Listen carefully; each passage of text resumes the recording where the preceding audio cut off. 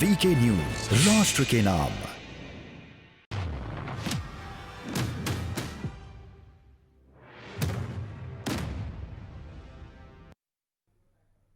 Break के बाद आपका स्वागत है। चर्चा इस बात पर हो रही है कि क्या आंदोलन में भी फर्क किया जाने लगा है और एक आंदोलन से निकली हुई पार्टी, एक आंदोलन, महिलाओं का आंदोलन, उसको कुचलने में क्यों लगी हुई है। चर्चा के लिए तमाम मेहमान हमारे साथ बने हुए हैं।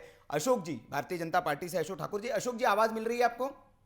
हाँ, मिल रही है। मेरी आवाज आपको मिल रही है? जी जी, आवाज अब आ रही है और मैं समझता हूं कि अब बिना किसी बाधा के आप जवाब देंगे। बहुत बाधाएं आपसे बात करने में आ रही थी। बड़ा गंभीर मसला है। 20,000 से ज्यादा महिलाएं दिल्ली में 18 दिन से बैठी हुई है और उनकी कुछ जायज मांगे हैं। एक दिहाड़ी मजदूर से भी कम उनको तनख्वाह दी जा रही है। ये किसका मसला है? केंद्र का मसला है, राज्य का मसला है? ये सवाल नहीं है। सवाल ये है कि मसला है और उनको तनख्वाह नहीं मिल रही है। वो कह रहे कि सारी जो ये आंदोलन की जो जड़ है, ये बीजेपी का आंदोलन है और आपका पैदा किया हुआ आंदोलन है। इसके लिए जिम्मेदार आप है, तनख्वाह आपको देनी है। जी जी, ये बड़ा आश्चर्यजनक है कि हम अपने खिलाफ ही आंदोलन खड़ा करने के लिए किसी को कह रहे हैं। तो ये मुझे लगता है कि वो भी इसका ये सब दे रहा है। मैं समझता हूँ कि उसको अपने बारे में विचार करना जरूरी होगा। और सबसे बड़ी बात यह है कि केजरीवाल साहब जिम्मेदारियों से भागने के लिए जाने जाते हैं। हाँ। और इस बात को बताने की आवश्यकता नहीं है। और तीसरी बात मुझे ये कही है कि आंगनबाड़ी जो वर्कर है, इनका दिल्ली सरकार ने पिछले 2 साल में बहुत शोषण किया है। हाँ। और आप देखिए कि जब कोरोना काल के अंदर कोई घर से निकलने को तैयार नहीं था, इन्होंने अपनी जान को दांव पे लगाकर जो है इन्होंने सर्वे किए, घर घर इन्होंने राशन बांटा। तो मुझे लगता है कि इनसे जो काम लिया दिल्ली सरकार ने, उसके बदले में जो इनको वेतन दिया जाना चाहिए था, वो जैसा बार बार हो रही है न्यूनतम, मेरी तो बात छोड़ दीजिए, जो उसका चौथाई भी जो इनको दिया जाता है 4,500 रुपए, वो भी 3-3 महीने तक नहीं दिया जा रहा है।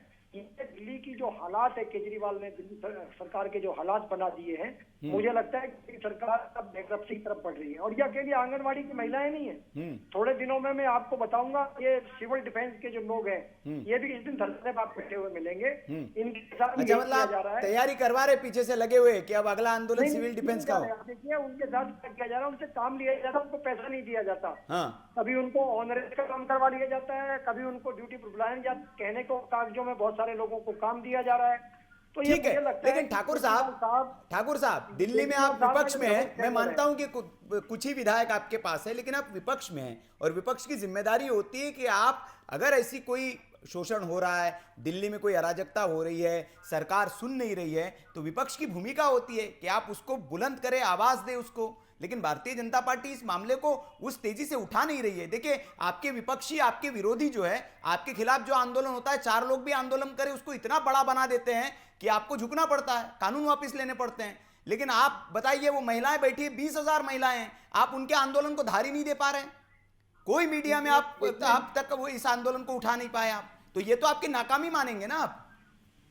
नहीं, देखिए, मैं आपको बताऊं कि जहां तक इन महिलाओं के आंदोलन की बात है, तो भारतीय जनता पार्टी जो है उनके साथ पूरी संवेदना है। और जहां पर भी जिस प्लेटफॉर्म पर उनकी लड़ाई लड़नी होगी, भारतीय जनता पार्टी तैयार है। लेकिन मुझे लगता है, ठाकुर जी, उनको संवेदना नहीं चाहिए, वो तनख्वाह चाहिए उनको। वो कह रहे कि तनख्वाह चाहिए, न्याय चाहिए, संवेदना से क्या करेंगे वो? बिल्कुल नहीं, न्याय के लिए हम लड़ने को तैयार हैं, लेकिन अभी वो अपनी लड़ाई लड़ रही हैं और मैं इसीलिए कह रहा हूं कि हम उनके साथ में हैं। और जब भी वो किसी प्लेटफॉर्म पर चाहेंगी कि भारतीय जनता पार्टी उनके साथ में उनका समर्थन करे, जहां तक इस आंदोलन का उनके जो समस्या है उनको आगे बात है, तो हमारे जो विधायक के नेता प्रतिपक्ष है, उन्होंने पूरे दम से जोर शोर के साथ उसको विधानसभा में भी उठाया था। और किस प्रकार मार्शल के द्वारा हमारे जो विधायक है उनको बाहर उठाकर बार बार फेंका जाता है, आपने देखा है।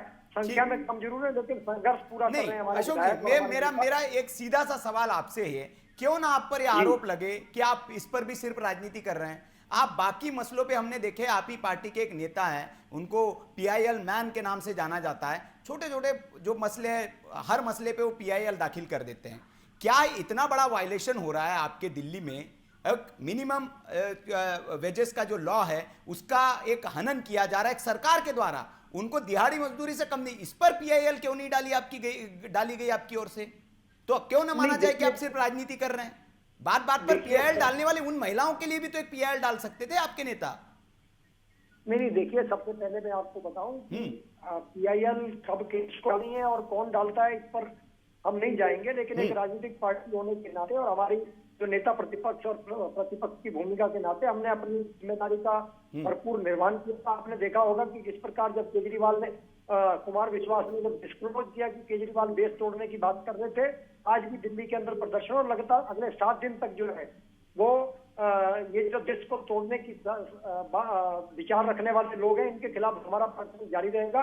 भारतीय जनता पार्टी किसी भी मुद्दे पर संघर्ष करने के लिए जानी जाती है और हम संघर्ष करेंगे। और मैं जो ठीक है ठाकुर साहब, आपने कहा वो वाला जो मसला है जाहिर तौर पर पंजाब में आपके लिए फायदेमंद है जी, समर्थन की जरूरत होगी तो हम जरूर करेंगे। नहीं नहीं ठीक है, आपने कहा वो जो कुमार विश्वास वाला जो बयान है पंजाब में इससे फायदा होगा, विपक्ष को नुकसान होगा, आम आदमी पार्टी को, जाहिर तौर पर उस पर तो आप विरोध करेंगे, प्रदर्शन करेंगे, लेकिन हम उम्मीद करते हैं कि इस पर भी कुछ आप ऐसा स्टैंड ले कि सरकार को झुकना पड़े या आपकी भी जीत होगी। इस प्रकार एक मुख्यमंत्री देश को तोड़ने की बात करता है, मामला कितना गंभीर है आप सोचिए। नहीं, इस पर हम चर्चा कर चुके, 2 दिन पहले हमने इस पर चर्चा की थी, हमने सवाल देश का में उठा था, गंभीर मसला है, लेकिन आज उससे भी गंभीर मसला यह है कि 20,000 महिलाएं जो है वो धरने पे बैठी है और उनके अधिकारों का हनन हो रहा है, शोषण हो रहा है उनका, और उनके साथ देखिए ना, केजरीवाल साहब कह रहे हैं पंजाब में हम हजार रुपए देंगे सभी महिलाओं को, 5,000 रुपए उत्तराखंड में देंगे, महंगाई भत्ता देंगे, लेकिन दिल्ली में उनकी तनख्वाह नहीं दे रहे जो काम कर रहे हैं, और जिसको उनका काम है उससे पूर्ण ज्यादा काम लिया जा रहा है उनसे। ठीक है, शोषण है। ठीक है अजीत जी, आप ये बताइए कि कोरोना काल में इन महिलाओं से घर घर आपने राशन पहुंचवाया, ये कोरोना के लिए सर्वे कराया आपने टीकाकरण के लिए, तो ये क्या केंद्र सरकार ने काम करवाया था या ये आम आदमी पार्टी सरकार ने काम करवाया था? पहले ऐसा है ना, पहले इसकी जो है जड़ तक हम जाए, पहले इसको समझें। जी बिल्कुल समझाएं, आप समझाएं जी। 1975 में जब जो है भारत सरकार के द्वारा आंगनबाड़ी जब शुरू की गई, ठीक है ना, ये केंद्र सरकार की योजना है जी, और उसका मानदेय क्या रहेगा उस तरीके से वो सारा जो है वो तय करती है केंद्र सरकार। अच्छा, इसमें स्टेट का कोई इन्वॉल्वमेंट नहीं होता है। अच्छा, इनकी सरकार ये जिस स्टेट में जाते हैं चुनाव लड़ने से पहले उनके मैनिफेस्टो में रहता है कि हम आंगनबाड़ी कार्यकर्ताओं के लिए हम इतना वो करेंगे। जब केंद्र में सरकार इनकी बढ़ी, मोदी जी ने भी उस टाइम पे कहा था कि जो है आंगनबाड़ी महिलाओं का मानदेय हम बढ़ाएंगे, क्योंकि ये मामला पूर्ण तरीके से जो है केंद्र सरकार का है। हाँ। और जहां तक आपने कहा कि हमारे अधिकारी उनको जो है धमकी दे रहे हैं, सारी चीजें जो है उस तरीके से की जा रही है, तो मैं माननीय आपको जो है मैं बताना चाहूंगा कि जो है कि हमारा सिर्फ नेतृत्व ऑलरेडी सबके कांटेक्ट में है और हम इनके लिए जो भी मैक्सिमम जो भी अच्छा से अच्छा कर सकते हैं हम करने का वादा हम उनसे कर रहे हैं, चीजों को और बेहतर वहां पे किया जाएगा। लेकिन चूंकि हमारे अधिकारों का हनन ये केंद्र सरकार ने किया, केंद्र सरकार ने हमारे सारे जितने भी राइट्स थे सारे राइट्स को खत्म कर रही है। अगर हमें पूर्ण राज्य का दर्जा मिला होता, क्योंकि भारतीय जनता पार्टी जब जो है दिल्ली के चुनाव में उनके मैनिफेस्टो में रहता था। अच्छा, कि हम जो है ठीक है, आपने जड़ से मामला समझाया अजीत जी, आपने अजीत जी देखिए जी नहीं आपने जड़ से मामला समझाया। मैं एक सवाल है मेरा आपसे, 2017 में आप ही की सरकार थी दिल्ली में, थी ना, केजरीवाल जी की सरकार? हाँ, 2017 में इन आंगनवाड़ी कार्यकर्ताओं का 5,000 रुपए कार्यकर्ताओं का और सहायिका जो थी उनका 2,500 रुपए मानदेय बढ़ा था। किसने बढ़ाया था? ये केंद्र सरकार ने बढ़ाया था या केजरीवाल सरकार ने बढ़ाया था? केंद्र सरकार की जब अनुमति होती है तो उसके बाद ही जो है स्टेट गवर्नमेंट नहीं किसने बढ़ाया था, ये मेरा सवाल है। मतलब केजरीवाल जी ने बढ़ाया था या मोदी जी ने बढ़ाया था 2017 में? भाई जनता को बता दीजिए, दिल्ली की जनता सुन रही है, किसने बढ़ाया था ये बस समझना चाह रहे थे। नहीं, दिल्ली की जनता देखिए ऐसा है कि जब जो है कोई भी सवाल का जवाब दीजिए जी, जलेबी मत बनाइए। मैं एक सीधा सा सवाल है कि 2017 में किसने बढ़ाया था वेतन? आपने बढ़ाया था, केंद्र सरकार ने बढ़ाया था? मैं आपसे कह रहा हूँ 2017 में अरविंद केजरीवाल जी ने ही इसको बढ़ाने का काम किया था। फंस गए अब आप फंस गए। अब बात सुनिए, अब आप कह रहे कि 2017 में केजरीवाल जी ने बढ़ाया तो 22 में बढ़ाने में क्या दिक्कत है? अब कहां केंद्र बीच में आ गई? बढ़ाया तो आपने बढ़ाया, और जब नहीं बढ़ा पा रहे तो केंद्र नहीं बढ़ा पा रहा है। डबल स्टैंडर्ड नहीं चलेगा अजीत जी, नहीं नहीं डबल स्टैंडर्ड नहीं चलेगा। होता है, हाँ केंद्र सरकार का इन्वॉल्वमेंट होता है। हाँ जब तक केंद्र तो सरकार लेटर भेजिए सर, केंद्र सरकार को भेजिए, अगर वो मंजूरी नहीं देंगे तो उनसे सवाल पूछा जाएगा। भेजिए आप। देखिए, जो भी मैक्सिमम हो सका, हाँ। जो भी मैक्सिमम हो सका हमारे अरविंद केजरीवाल जी ने किया। तैयारी करके नहीं लेकिन आया जब तक अजीत जी, आप तैयारी करके नहीं आया, फंस जा रहे हैं आप। रत्नेश जी कुछ कह रहे ये हैं, नहीं, नहीं गड़बड़ ये जानकारी जो मत कहता दीजिए, है। दर्शक सुन रहे हैं आपको। देखिए केजरीवाल जी सुनेंगे आपको तो बोलेंगे कि क्या क्या बोल रहे हैं आप, मतलब सर, मैं टीवी आपको पर एक सुन बात रहे हैं बता लोग दूं, आपको, आप क्या बोल रहे हैं इसका तो ध्यान रखिए। रत्नेश जी कुछ कह रहे हैं, बोलिए रत्नेश जी। हाँ बोलिए बोलिए रत्नेश जी। हमारी आम आदमी पार्टी के प्रवक्ता है, बार बार दिल्ली के पूर्ण राज्य के नहीं मैं दर्जे की आ बात रहा कर हूँ अशोक जी, आपके पास आ रहा हूँ, पहले रत्नेश जी बोल ले फिर आपके पास आता हूँ। हाँ देखिए राउत जी, बड़े मजे की बात है कि आम आदमी पार्टी के प्रवक्ता को यही नहीं पता है कि किसी कर्मचारी की नियुक्ति यदि राज्य सरकार रिक्रूट करती है तो वो राज्य सरकार का कर्मचारी होता है, ठीक है, और उसके वेतन में वृद्धि, उसके सेवा काल में वृद्धि, ये सारा काम राज्य सरकार करती है। हाँ, अगर राज्य का कर्मचारी है तो केंद्र भी उनमें भी कर सकता है, अनुदान दे सकता है, क्या सैलरी को इतना हम दे रहे हैं, इतना अनुदान दे रहे हैं, तो उसे हम दीजिए। एक तरफ तो आम आदमी पार्टी के प्रवक्ता ये कहते हैं कि वो केंद्र के कर्मचारी हैं, जैसा उन्होंने कहा, आपने भी सुना और हमने भी सुना। नहीं इसीलिए मैंने पूछा उनसे। हाँ सुनिए, केंद्र के कर्मचारियों के ना तो सेवा विस्तार में कोई कार्य कर सकती है राज्य सरकार, ना ही उनके वेतन से जुड़े हुए कोई काम कर सकती है केंद्र सरकार। तो उनको तो इसी बात का ज्ञान नहीं है कि आंगनवाड़ी राज्य का कर्मचारी होता है या केंद्र का कर्मचारी होता है। तो पहली बात आपने सही कहा, वो होमवर्क करके नहीं आए, इसलिए वो क्लास में पिट रहे हैं।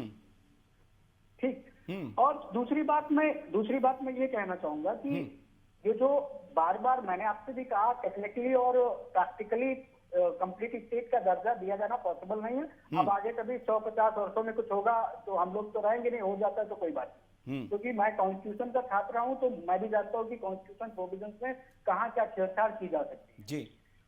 दूसरी बात मैंने जो कहा था कि आपने कहा कि इनकी पार्टी के नेता हैं, पीआईएल डाल देते हैं, तो इन्होंने पीआईएल पे भी कहा था कि पीआईएल देखिए, पीआईएल डालने का सबसे सशक्त और सबसे मजबूत आधार होता है कि एक पूरे समुदाय का हित उससे प्रभावित हो रहा हो। यहाँ पर तो 20,000 महिलाओं का हित प्रभावित हो रहा है। आपने नेता का नाम नहीं लिया, मैं नेता का नाम ले लेता हूँ, जिसको मिस्टर पीआईएल बोला था सुप्रीम कोर्ट ने। अश्विनी उपाध्याय जी कहाँ हैं आजकल? जी सो गए क्या? या वो भी या नहीं रत्नेश जी, देखिए अगर वो सो गए हैं तो आप भी, मेरी जानकारी में है कि आप भी वकील है, ये शुभ काम आप ही कर दीजिए, आपके नाम आ जाएगा, वो महिलाएं आपको धन्यवाद देगी कि रत्नेश जी ने हमारी आवाज उठाई। हमारा मकसद तो यही है कि न्याय मिलना चाहिए। देखिए राउत जी, मैं अपने बारे में क्या बताऊं, अभी लॉ मेरा परसुइंग है, लॉ मेरा कंप्लीट नहीं हुआ है। अच्छा चलिए कांग्रेस के अंदर तो नहीं। हाँ नहीं, शुभकामनाएं हमारी कि जल्द से जल्द आपका कंप्लीट हो, तो फिर आप ऐसे मुद्दे पर आगे आए और जनता की बात करें। मैं अशोक जी के फिर बाकी दो मेहमान हमारे साथ है। अशोक जी आप कुछ कह रहे थे, अपनी बात कंप्लीट करिए। लेकिन मैं ये समझना चाहूंगा कि सिर्फ आंगनवाड़ी वाला मसला दिल्ली तक सीमित नहीं है, हरियाणा में आपकी सरकार है, वहां पर भी महिलाएं सड़क पर उतरी है। क्या इसलिए भारतीय जनता पार्टी इस मुद्दे पर चुप्पी साधे बैठी है कि इधर आंदोलन करेंगे हम तो उधर फंस जाएंगे? मतलब राजनीतिक गेम है पूरी तरह से ये। देखिए पहले तो उसके सेवा नियम और उसके सेवा के जो कार्य हैं उसका विस्तार भी आदमी पार्टी सरकार ने की है। जो दिल्ली के अंदर उनसे राशन बांटने और जो बाकी काम लिए हैं, अगर आंगनबाड़ी का केंद्र सरकार ने कुछ नियम कायदे तय किए हैं तो उससे बाहर जो दिल्ली सरकार काम ले रही है तो उसका भुगतान कौन करेगा?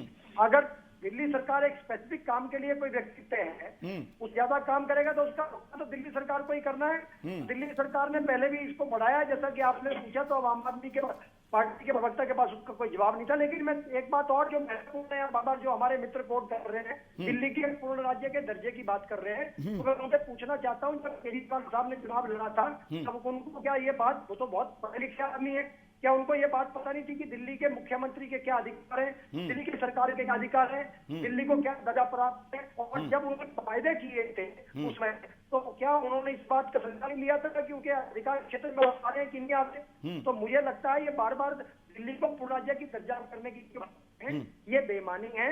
इससे पहले शीला दीक्षित सरकार रही और केंद्र में भाजपा सरकार थी और अनेक बार जो है कभी ये दिक्कत नहीं आई थी, कोई कॉन्फ्लिक्ट नहीं आया था और ठीक है। उन्होंने उस समय कभी किसी प्रकार का नहीं आया था। ये केजरीवाल सरकार का जो काम करने की जो पैटर्न है, ये जो इनकी मानसिकता है, जो सोच है, मुझे लगता है अब ये सारा देश जान गया है। कुमार विश्वास जी ने तो देश के सामने नहीं, ठीक है। देखिए, राजनीतिक जो दलों को सोच है, सिर्फ केजरीवाल जी नहीं, राजनीतिक दलों को देश अच्छे से जान गया है। मैंने जैसे आपसे सवाल पूछा कि हरियाणा में भी है, वहां तो आपकी सरकार है, लेकिन वहां पे आप कुछ बोलेंगे नहीं, इधर आप विरोध करेंगे। उधर केजरीवाल जी हो सकता है अगर दिल्ली में ना बैठी होती तो कूद पड़े होते कि देखिए वहां महिलाएं उतर गई है सड़क पर और मोदी सरकार सुन नहीं रही है और तानाशाह है, महिलाओं का शोषण करती है, वो ट्वीट आने लगते उनके। लेकिन चूंकि वो भी फंसे हुए इधर भी महिलाएं बैठी है तो वो भी कुछ बोल नहीं पा रहे हैं। अब बची एक कांग्रेस, तो वही कर रही है जी। नहीं, ठीक है, मैं दिलीप जी से समझना, दिलीप जी महिलाओं को पैसा बांटने नहीं, दिलीप जी, मैं ये समझना चाहूंगा कि क्या ये अब मतलब इसको हम ये माना जाए कि पॉलिटिकली जो राजनीतिक दल है वो सारे आंदोलनों का और सारे जो भी आंदोलन होते हैं उसका पॉलिटिकल नफा नुकसान पहले लगा लेती हैं, और अगर ये हमारे पक्ष में नहीं है तो फिर हम उसके पक्ष में नहीं जाएंगे।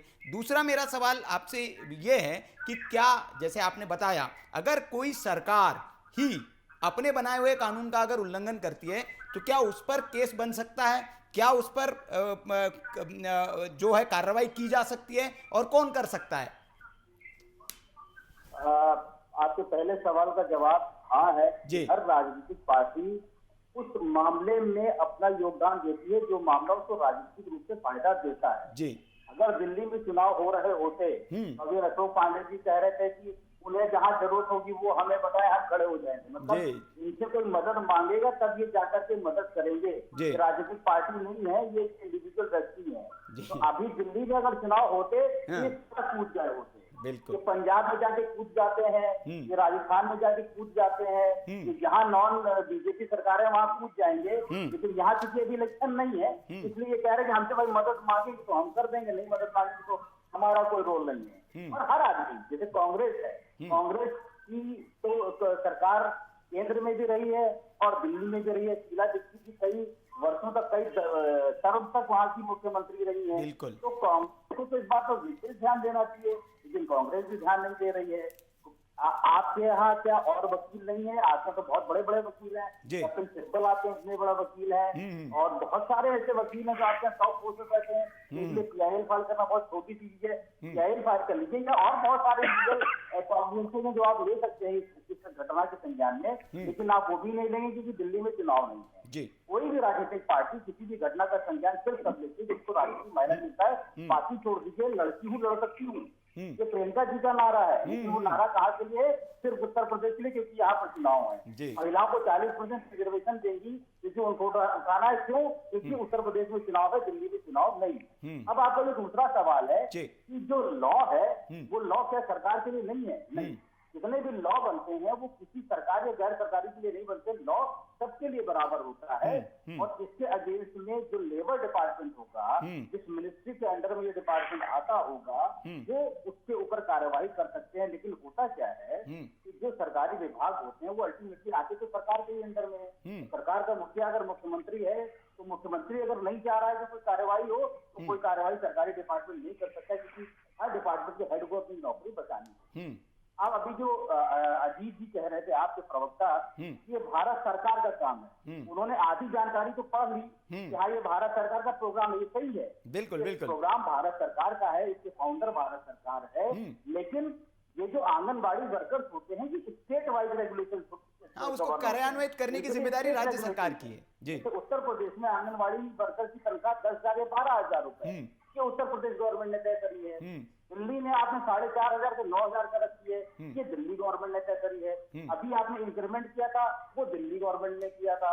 जो महिला एवं बाल विकास मंत्रालय है वो सेंट्रल गवर्नमेंट का भी है और वो स्टेट गवर्नमेंट का भी है। लेकिन सेंट्रल गवर्नमेंट की जो मिनिस्ट्री है वो सेंट्रल डिपार्टमेंट को मॉनिटर करती है, और जो उत्तर प्रदेश के ये जो प्रदेश के महिला एवं बाल विकास मंत्रालय है उनको हर प्रदेश की सरकार चलाती है। वहां पर सेंट्रल गवर्नमेंट का इंटरफेरेंस नहीं होता है। और उनके सोशल सिक्योरिटी लॉज को लेकर के, स्पेशली जो लेबर लॉज हैं, उन लेबर लॉज को लेकर के जितने भी नियम बनाए जाते हैं वो स्टेट गवर्नमेंट के द्वारा बनाए जाते हैं अभी तक।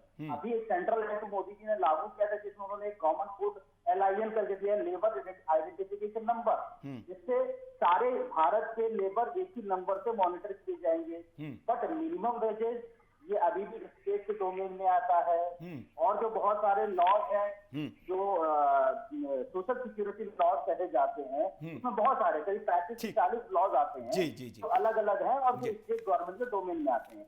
हर स्टेट गवर्नमेंट को ये अधिकार होता है उसके यहाँ सोशल सिक्योरिटी को मेंटेन करने की जब जैसी जरूरत हो वो लॉ बना सकता है। उस लॉ की एप्लीकेबिलिटी स्टेट के बाउंड्रीज तक ही होती है। ठीक है दिलीप जी, बहुत तफसील से आपने समझाया और दर्शक समझ गए होंगे।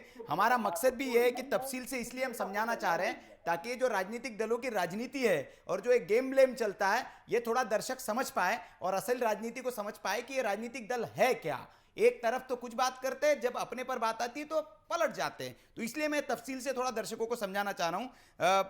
हमारे साथ अजय जी भी हैं। अजय जी, मैं आपसे ये समझना चाहूँगा कि ये जो आंदोलन है 20,000 महिलाओं का आंदोलन छोटा आंदोलन नहीं आपने कहा, लेकिन क्या यह आंदोलन जैसे कि चुनाव पंजाब में चल रहे हैं, मणिपुर में चल रहे हैं, उत्तर प्रदेश में चल रहे हैं, तो क्या ये जो आंदोलन इन राज्यों के चुनाव पर असर डालने का मादा नहीं रखता है, इसलिए कोई इनके साथ नहीं है? ना भारतीय जनता पार्टी भी उस दमखम के साथ है, ना कांग्रेस भी उस दमखम के साथ है, और आंदोलन जीवी और तख्ती गैंग तो बिल्कुल नहीं है।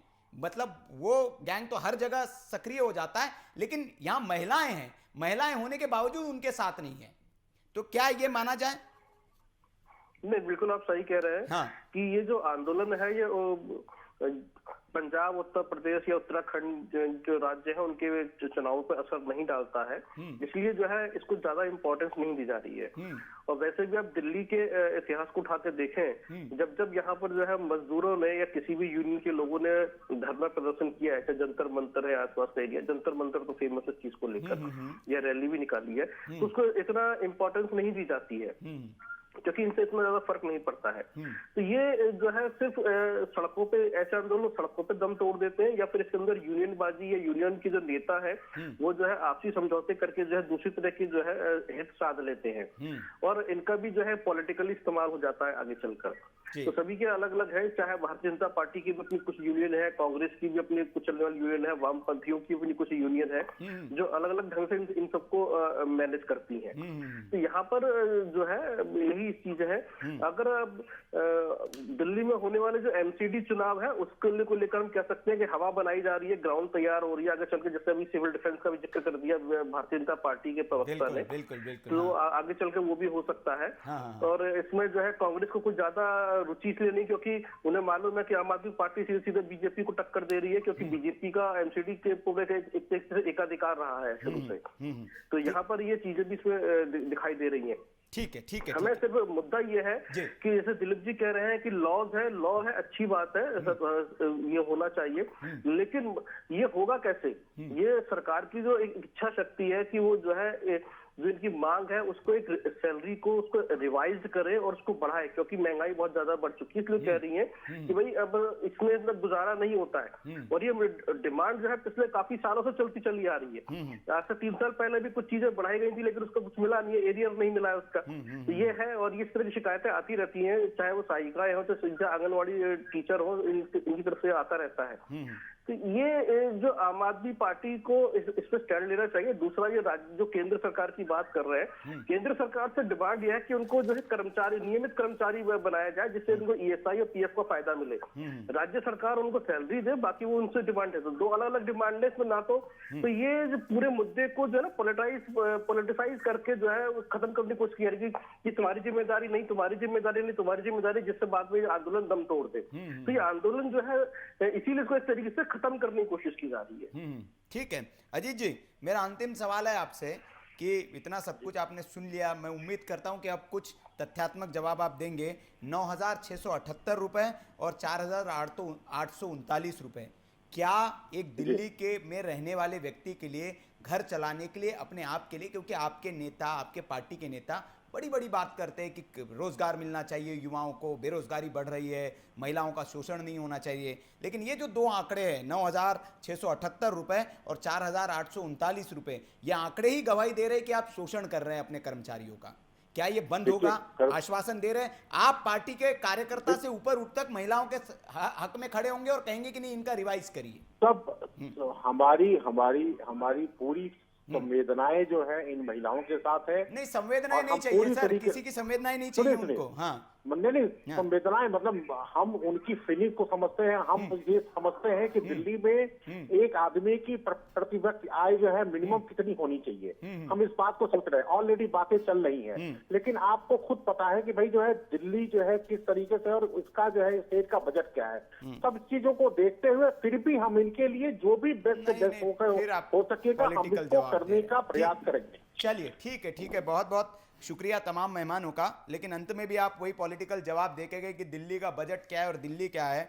मुफ्त देने के लिए, विज्ञापन देने के लिए और वादे करने के लिए बहुत फंड है। आपके केजरीवाल जी कहते हैं कि दिल्ली का खजाना तो मैंने भर दिया, लेकिन जब किसी की तनख्वाह देने की बात आती है, आपके कर्मचारी की तनख्वाह देने की बात आती है, तो आपके पास फिर आपको बजट याद आने लगता है, आपको फिर फंड याद आने लगते हैं। तो ये पॉलिटिकल डबल स्टैंडर्ड है और ये रुकना चाहिए, और इसीलिए इस मुद्दे को आज हमने उठाया था। उम्मीद करते हैं कि इन महिलाओं की बात सुनी जाएगी और राजनीतिक दल भी इनके समर्थन में आकर इनकी आवाज को और बुलंद करेंगे। सवाल देश कायम में आज बस इतना ही। कल फिर हाजिर होंगे एक नए सवाल के साथ। देखते रहिए वीके न्यूज। नमस्कार।